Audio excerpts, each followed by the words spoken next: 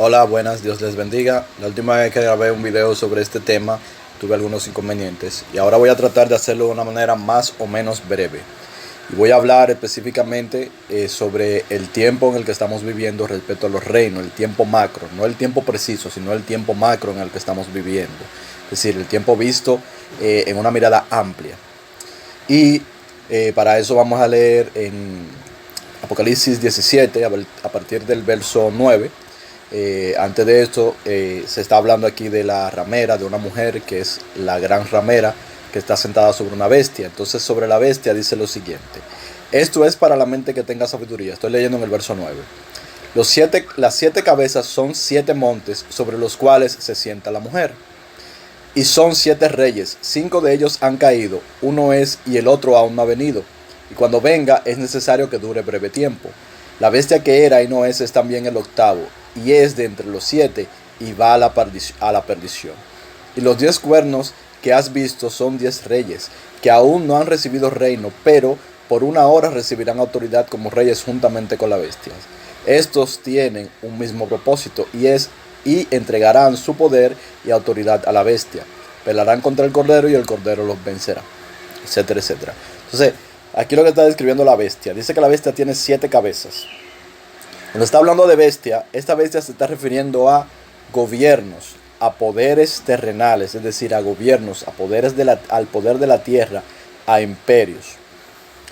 Pero nos deja claro algo: es una sola bestia. Sin embargo, nos las divide en 7 cabezas, porque son 7 reinos, es decir, 7 grandes reinos, ¿verdad?, que han representado el poder de esta bestia, el poder parcial de esta bestia a través del tiempo. En Daniel se habla de 5 reinos. En el libro de Daniel se habla de la cabeza de oro, que es Babilonia. Se habla de los pechos y los brazos de plata, que son los medos y los persas, que son lo que suceden a los babilonios, o sea, vienen después de los babilonios. Se habla también se habla también de la parte de bronce, que son el abdomen y el vientre y los muslos, que son los griegos. Entonces tenemos oro, plata, bronce, los griegos, y después las piernas de hierro, que serían los romanos. Y también se habla de los pies, que son de barro cocido mezclado con hierro, ¿verdad? Estos son los reinos de lo que habla Daniel. Pero ¿por qué Daniel habla de 5 reinos? Sin embargo, en Apocalipsis vemos que habla de 7 reinos y un octavo reino. Lo que pasa es que la profecía que se le da a Daniel sobre este asunto es relativo a partir de su tiempo. Y lo que está diciendo en Apocalipsis es desde el tiempo desde que existió Israel, ¿verdad?, hasta el último tiempo. Es desde el tiempo que existió Israel hasta el final. Sin embargo, lo que se le dice a Daniel es desde su tiempo principalmente hasta la llegada del Mesías príncipe. O sea, lo más principal que se le habla es sobre hasta los romanos, aunque se le dice algo del siguiente reino, del reino que es en el que vivimos ahora. Y ahí es que nos vamos a ubicar, en qué reino, en qué lugar de la historia, según la profecía, nosotros estamos viviendo. Estamos viviendo, según la profecía, en el reino de los de los pies. Si vemos desde el punto de vista de la profecía de Daniel, que se concatena con lo otro, estamos viviendo en la parte de los pies. Ya el imperio romano, que eran las piernas de hierro, ha venido a convertirse, porque cada uno de esos imperios tiene algo del anterior. O sea, cada uno de esas potencias viene con algo del anterior y viene acumulando, porque en realidad es una sola bestia, solamente cambia de cara, ¿verdad? Entonces, ahora estamos en esa parte de los pies de hierro y barro cocido, que no es más que una coalición de naciones que se unen mediante alianzas humanas. El poder de los pies, del tiempo que vivimos ahora, no se asemeja, por ejemplo, al poder que tenía en Babilonia. Entonces, ¿de dónde salen esos 7 y el octavo que dicen Apocalipsis? Lo que pasa es que en la profecía de Daniel sobre el sueño de Nabucodonosor no se habla del octavo.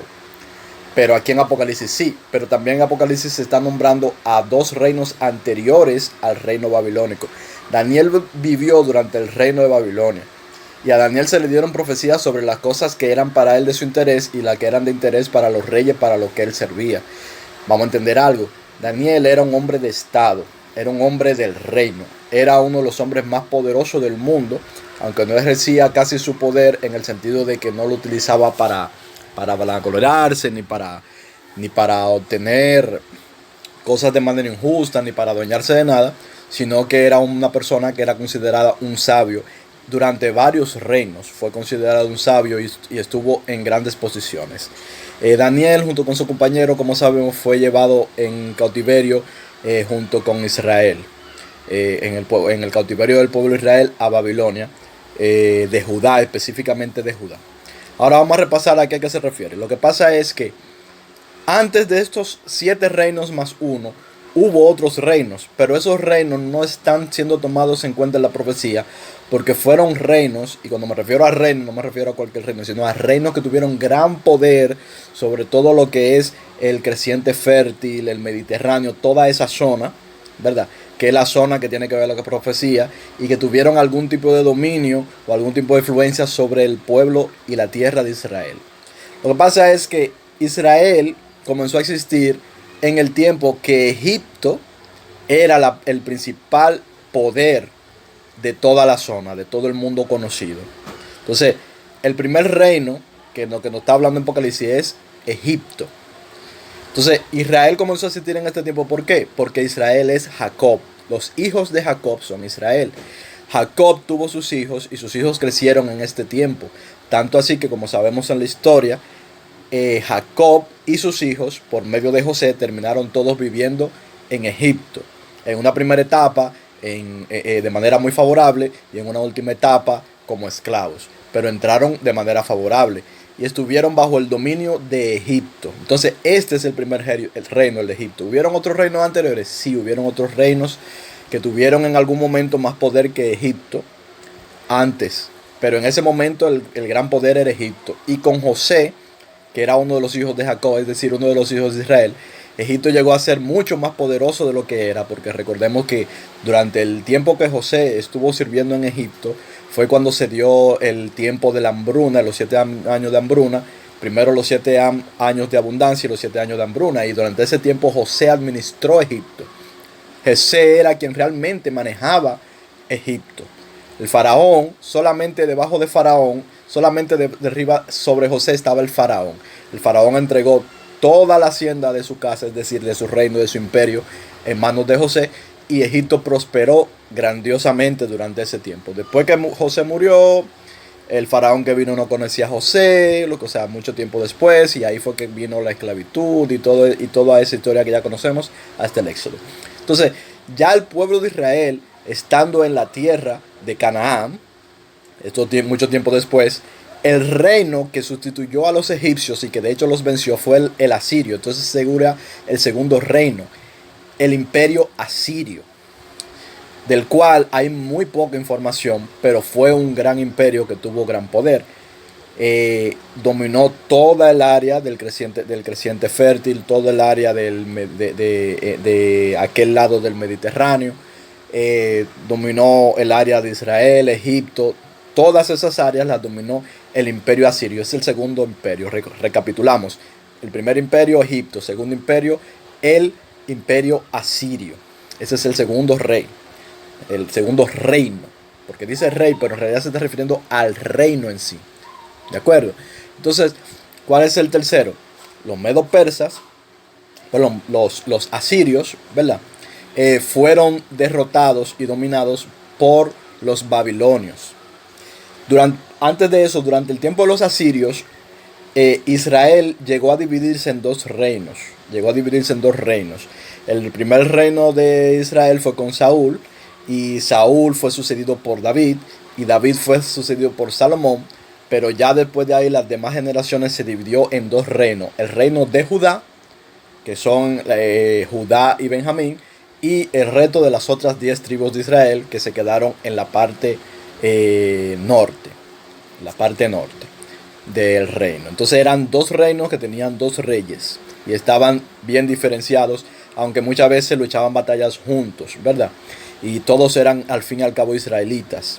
Pero a veces la Biblia tú vas a ver eso, que te habla del reino de Israel y el reino de Judá. Es por eso, porque hubo una división. Durante este tiempo de esta división, el imperio asirio, que es el segundo, conquistó muchas tierras. Entre ellos conquistó Israel. el reino de Israel, es decir, el reino del norte, lo conquistó y llevó muchos cautivos y mató a muchos. Fue una cosa tremenda. Este reino en este tiempo estaba en idolatría, estaba en gran idolatría. El reino de Judá, cuando los asirios quisieron atacar al reino de Judá, habiendo ya terminado de dominar completamente a Egipto, cualquier aliado que pudiera tener el reino de Judá, el que era rey en Judá, si me corrigen, si me equivoco me corrigen, porque lo estoy diciendo así, creo que era Josafat, él no quiso hacer alianzas o servir todos los tributos que le pedía el rey de Asiria, ¿verdad? El gobernante asirio. Y los asirios blasfemaron contra Dios y sitiaron la ciudad. Sitiaron Judá y sitiaron Jerusalén. Es decir, que sus ejércitos se pusieron enfrente y estaban prestos para atacar. Pusieron allí sus campamentos y estaban metiendo presión. Eso se hace para meter presión, porque nada entra, nada sale cuando un lugar está sitiado. Entonces, el rey de Judá decidió confiar en Dios. Decidió confiar en Dios y decidió volver a su pueblo, a Dios, y quitar los ídolos y todas esas cosas. Y era un hombre que confiaba en Dios. Y sucedió que así como vinieron todas las blasfemias de parte de los asirios, en una noche un ángel destruyó todo el campamento asirio y todo el ejército asirio fue destruido y solamente quedaron un par de personas, entre ellos el rey, ¿verdad? Para que viera lo que había pasado y que se llenara de temor. Ese fue el principio de la debacle del imperio asirio, que muchos historiadores no saben qué pasó, por qué el imperio asirio comenzó su debacle. Bueno, empezó su debacle porque su ejército fue destruido en una noche sin que un habitante de Judá levantara una espada. Un ángel destruyó a todos. Entonces, ante esto, después vino el crecimiento de lo que sería el tercer imperio, que es el tiempo durante el cual vivió Daniel. Y es el imperio babilónico. Babilonia, con a la cabeza en ese momento de su gran crecimiento con Nabucodonosor. Nabucodonosor conquistó el mundo antiguo. Entonces, toda esa zona del mundo conocido de aquella época, que tiene que ver con Israel, ¿verdad? Nabucodonosor la conquistó. Y Nabucodonosor sí pudo ir y conquistar a Judá. Nabucodonosor sí pudo conquistar a Judá, y ahí es cuando Daniel, siendo muy joven con sus compañeros, que luego fueron llamados Sadrach, Mesach y Abednego, fueron llamados allá, y Daniel fue llamado Belsasar, en nombre del rey de Nabucodonosor, porque Daniel y sus compañeros inmediatamente demostraron que su sabiduría era mayor, y este reino de Nabucodonosor, este reino babilónico, apreciaba mucho la sabiduría de los pueblos. Y Daniel y sus compañeros llegaron a ser principales, de ser esclavos, llegaron a ser principales gobernantes en las diferentes provincias de este pueblo. Y este es el contexto en el cual Daniel llega. O sea, Daniel es un hombre de Estado. Es lo que hoy llamaríamos, por ejemplo, si fuera en Estados Unidos, sería lo que sería el puesto que tiene, por ejemplo, hoy en día Pompeo. Es lo que sería, por ejemplo, un primer ministro o ese tipo de cosas. Por ejemplo, el Reino Unido tiene un rey, un primer ministro. Daniel sería el primer ministro, ¿verdad? Entonces, esa era la posición. Era un hombre de Estado, era un hombre que le importaba las cosas del reino, pero era un hombre que era israelita y fiel a Dios. Entonces, a Daniel le es mostrada, no solamente por la parte de Nabucodonosor, sino por otra parte, muchas cosas. Sobre todo las cosas que tienen que ver con el regreso de su pueblo a su tierra, y con la destrucción posterior que veríamos en el año 70 después de Cristo, y con la llegada del Mesías. Se centra mucho en estas cosas. El regreso de su pueblo a la tierra de Jerusalén, a la tierra de Israel. El regreso, la venida de Cristo, ¿verdad? Y el fin de la dispersión del poder del pueblo santo en el año 70 después de Cristo, cuando el pueblo fue destruido. Algo a lo cual hizo alusión Jesucristo cuando hablaba a los que le seguían y les habló de que esto iba a pasar. Le decía, como dijo el profeta Daniel, cuando veáis la abominación desoladora en el lugar santo del templo. En ese tiempo había un templo que tenía un lugar santo. Los romanos hicieron abominación allí. Entonces, estamos en el tercer imperio. El tercer imperio, el imperio babilónico, que fue uno de los más grandes, de los más poderosos de la historia. No se compara, hoy no existe un reino tal como lo hubo en ese tiempo, con el dominio que lo hubo en ese tiempo. Bien, después de esto, los babilonios, después de la muerte de Nabucodonosor, uno de sus hijos, que por cierto se llamaba Belsasar, también, él cayó entre los medos y los persas. Los medios y los persas fueron levantados como estaba también profetizado, y llegó allí Ciro llegó, que estaba profetizado ya que iba a llegar a sí mismo con ese nombre, y allí él descubrió que él estaba en la profecía de los hebreos con todo y nombre desde hacía alrededor de 200 años más o menos, no recuerdo exactamente cuándo, que ya existía esa profecía de la llegada de Ciro, porque él era el que iba a dar la orden para el regreso de Israel a su tierra, para que volvieran Israel a su tierra. Él fue quien dio la orden. Entonces, durante este tiempo todavía Daniel vivía y estaban los medos y los persas, y Daniel se hizo muy amigo de la parte de los medos, de Darío, que era el rey medo. Entonces Darío incluso lo puso también como segundo del reino, como principal administrador, y a sus otros compañeros lo puso como administrador principales de provincias sobre un conjunto de sátrapas que creó. Entonces, como vemos, vuelvo y repito, Daniel siempre estuvo interesado en las cosas de su pueblo y las cosas del Estado. Entonces, después de los medos y los persas, como también estaba profetizado, vino el rey primero. El rey primero es Alejandro Magno, que vino desde Grecia, como estaba profetizado. Entonces los griegos se hicieron con el poder, varios siglos después, se hicieron con el poder. Y los griegos llegaron a ser grandes hasta el punto de que hoy todos estamos influenciados por la cultura griega. Y los griegos los griegos vendrían a ser el quinto reino. Entonces tenemos primer reino, Egipto, luego los asirios, luego Babilonia, luego los medios y los persas, y el quinto reino, que serían los griegos, cultura de la cual todos conocemos, ¿verdad? La filosofía, el arte, la arquitectura. Ese reino fue grande, poderoso, se dividió en cuatro generales que sucedieron a Alejandro Magno, porque Alejandro Magno no tuvo descendencia que se quedara en su reino, no tuvo un rey heredero, ¿verdad? Entonces después vinieron los romanos. Los romanos es el sexto reino. Y ahí es donde nos ubicamos en esta profecía. Esta profecía fue dada en el tiempo de los romanos, luego de la muerte y resurrección y ascensión de nuestro Señor Jesucristo. Luego se había cumplido la mayoría de las cosas. Casi todo lo que estaba profetizado en Daniel ya se había cumplido. Es cuando es dada esta profecía a Juan en Patmos. Entonces, por eso dice que la bestia simboliza los reinos. Estos reinos todos tienen detrás un principado, y ese principado es un principado de Satanás. Todos tienen el principado de Satanás detrás. Esto ahí también hay que entenderlo. Entonces, ¿qué dice? Esta bestia tiene, como leímos en Apocalipsis, tiene 7 cabezas, ¿verdad? Y la mujer, que es la ramera, que son las religiones. Las rameras son religiones, ¿de acuerdo? Las religiones de hombres eso es lo que representa la ramera. Entonces, dice, 5 ya fueron, ¿verdad? Eso es desde los egipcios hasta los griegos. 5 reinos. Uno es el sexto. ¿Cuál es el sexto? Los romanos. Por eso dice, uno es.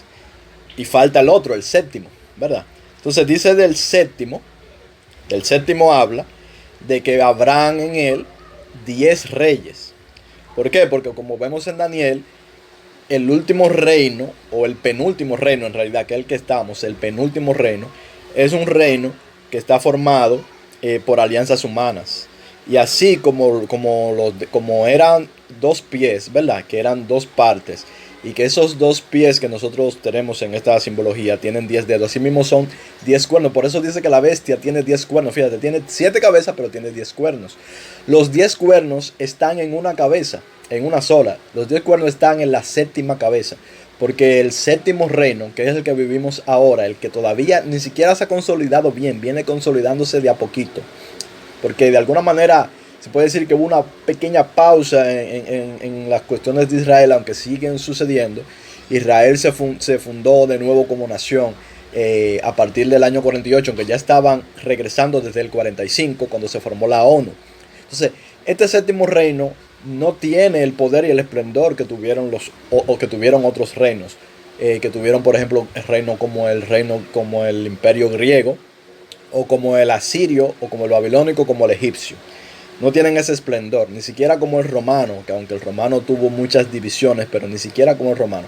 Porque este reino es un reino de alianzas humanas, porque no hay nadie que tenga todo el poder, no hay nadie que tenga todo el dominio, sino que hay muchos reinos que tienen que sentarse en una mesa de diálogo a ponerse de acuerdo para gobernar el mundo. Y eso es lo que vemos, por ejemplo, en la ONU. Yo hoy hablaba con mi esposa del Consejo de Seguridad de la ONU y le decía, mira, en el Consejo de Seguridad de la ONU hay 5 países que tienen poder de veto.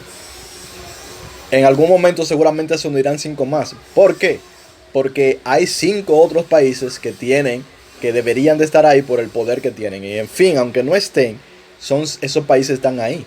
Tú ves que ahora mismo tenemos, por ejemplo, el G7. Pero si tú coges el G7 y le agregas los siguientes 3 países, que son de los países que tienen más relevancia económica y militar en el mundo: Rusia, China y la India. Es decir, el G7 le hace falta a esos 3 países. De hecho, esos 3 países se reúnen con el G7, aunque oficialmente se sigue llamando G7, porque no tiene sentido aplicar cualquier política que sea global sin esos 3 países. No sé si eso vayan a consolidarse como los 10 reinos que van a darle su poder a la bestia, porque hay que ver el punto.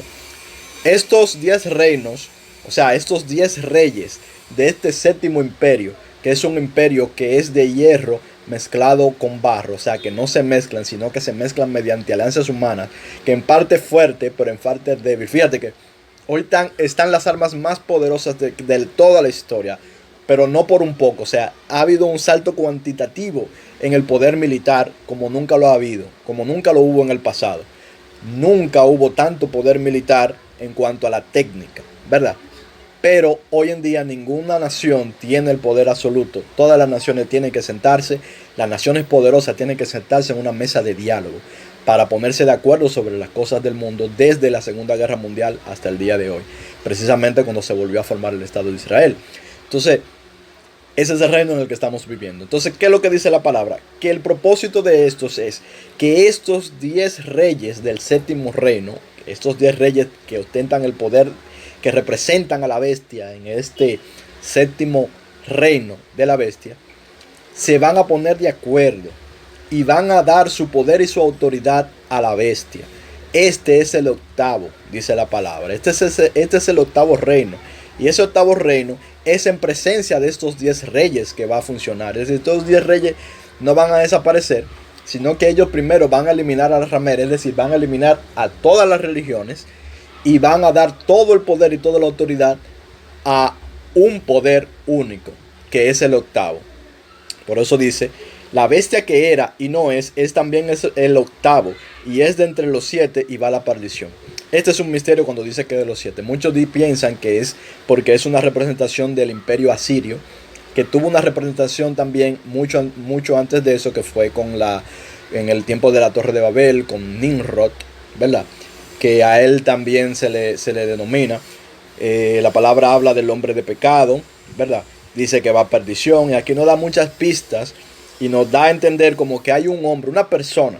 Nos da a entender como que hay una persona que va a ostentar todo este poder en presencia de estos 10 reyes que le van a dar toda su autoridad, y en presencia del dragón, o sea de Satanás, que le va a dar todo su poder y toda su autoridad para que haga señales. Es decir, este personaje va a tener la capacidad de este octavo reino, que va a estar por corto tiempo, de hacer señales, de hacer milagros, de hacer descender fuego del cielo, toda esa cosa.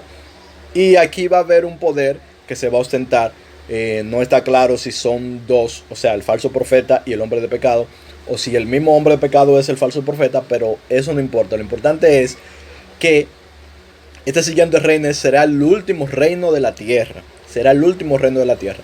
Y ahora, en el tiempo que estamos viviendo la consolidación del séptimo reino, que poco a poco se va consolidando y se van poniendo de acuerdo las cosas, los países, las grandes potencias, para que esos 10 reyes en algún momento, esos 10 países, esos 10 poderes que ostentan este séptimo reino, se pongan todos de acuerdo para darle todo su poder y su autoridad a la bestia.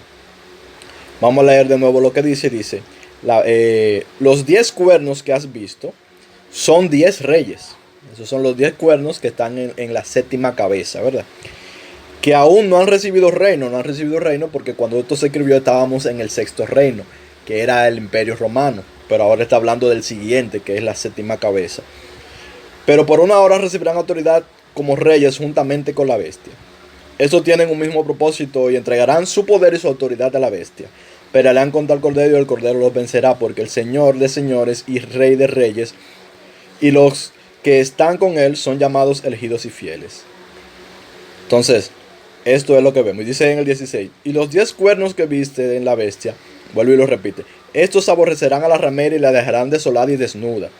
Porque antes de que ellos le den su poder al octavo, van a destruir las religiones y solamente va a quedar la adoración a una sola religión en el mundo, aparte de lo que creemos en el Dios verdadero, claro.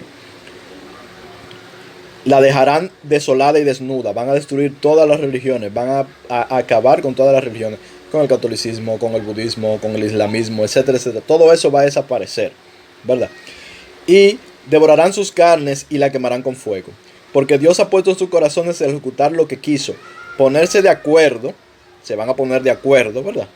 Y dar su reino a la bestia, hasta que se cumplan las palabras de Dios. Y la mujer que has visto es la gran ciudad y la reina que reina sobre los reyes de la tierra. La gran ciudad, la ramera, está hablando de las grandes religiones que mantienen su influencia sobre los estados, sobre los reinos y los estados. Y esta es la que va a ser destruida luego en el capítulo 18, aunque aquí vemos un preludio de lo que va a pasar. Entonces, eso es la cuestión que quería que viéramos. Importante. La salvación no está en tu saber esto, aunque esto puede servir. La salvación está en Cristo Jesús.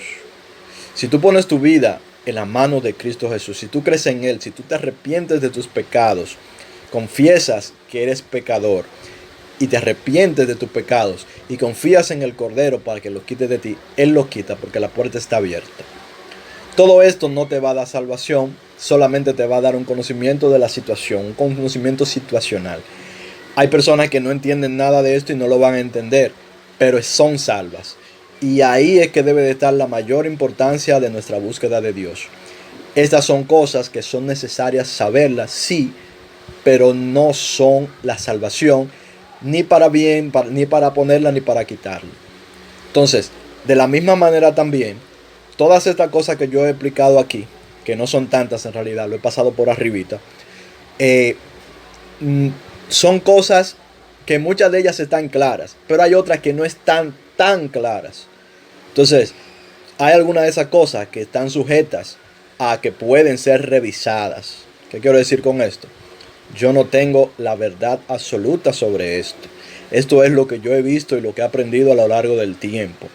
Algunas de estas cosas sí están claras y no hay por dónde buscarle, ¿verdad? Porque están claras. Pero hay algunas otras cosas de lo que yo he explicado aquí que pueden ser rebatidas, que pueden ser vistas de otra manera y que no necesariamente yo podría decir, por ejemplo, que no tienen sentido. Yo creo que sí esto tiene un sentido, creo que sí está de acuerdo con lo que enseña la palabra. Creo que la parte que no es tan clara la estoy omitiendo, pero tengo que saber y sé que puedo estar en muchas pequeñas cosas, podría estar equivocado. Entonces, esto no está escrito sobre piedra, no está escrito sobre piedra. Mira la palabra, lee la palabra. Aquí hay muchísima sabiduría en la Biblia para que nosotros aprendamos y escudriñemos, ¿verdad? Y busquemos. Y que busquemos también, claro, la revelación de Dios. Hay cosas que Dios las revela. Cuando Dios te revela algo de verdad, te lo revela. Tú no tienes dudas de eso. Pero hay cosas que también Dios nos lo revela, no directamente de manera espiritual, sino que a través de la lectura, del aprendizaje, del estudio, de ver lo que piensan otros y comparar con las escrituras. Y a veces estas cosas nosotros tenemos que cogerlo con pinzas. Es decir, esto no es palabra, todo lo que yo he dicho aquí, de lo que viene de mí, ¿no? Lo que dice la Biblia es lo que dice la Biblia, pero lo que viene de mí no es palabra de Dios. Esto es lo como yo lo veo, ¿de acuerdo? Entonces, tú quieres salvación, tú quieres estar seguro, nada de esto es para temer. Todo esto es solamente conocimiento de situación, conocimiento situacional. En qué tiempo estamos, qué es lo que ha pasado en el pasado, qué es lo que podemos esperar del futuro. nada de esto tiene que ver con que tú te vayas a salvar o no. Solamente Cristo salva. Solamente en Cristo hay salvación. Es más importante que nos empeñemos en conocer a Jesucristo, en conocer a nuestro Dios, en seguir su palabra, su mandato, el mandato de Jesucristo, la forma como Él nos dijo que vivamos, que amemos al prójimo, que amemos a los que nos aborrecen, que hagamos el bien a todos, que en tanto esté de nuestra parte no tengamos enemistad con nadie, ¿verdad? Que busquemos de su amor y que confiemos en Él en todo y en todo tiempo. Eso es lo principal que nosotros debemos de hacer. Cada persona es lo que le conviene. Todo esto son cosas, temas de estudio que tienen su importancia porque nos sirven, por ejemplo, para no dejarnos engañar, para que no nos digan allí está Cristo, sabiendo nosotros que todavía faltan cosas por pasar, ¿verdad? Que no nos digan mañana ya, porque no faltan cosas todavía por pasar. No sabemos la fecha, no sabemos el día y la hora, pero sabemos que hay cosas que tienen que pasar, ¿verdad? Entonces, para eso nos sirve esto. Pero mañana, ninguno de nosotros sabemos si mañana vamos a amanecer con vida. Y si mañana no amanecemos con vida, ya llegó el fin para nosotros. Cada día es una oportunidad para acercarse al Señor Jesucristo, independientemente de lo que esté pasando o no esté pasando en el mundo. Y en eso es que debemos de enfocar la mayor parte de nuestra atención. Si tú amas a Dios, tú vas a querer saber más, vas a querer estudiar, indagar y todo eso. Pero lo primero es amar a Dios, amar al prójimo y ser salvos en Jesucristo. Eso es lo primero de todo. Todo lo demás son cosas que vienen como resultado de eso primero, que es lo más importante. Entonces, Dios te bendiga. Esto es Cristo Blog. Nos vemos pronto si Él lo permite.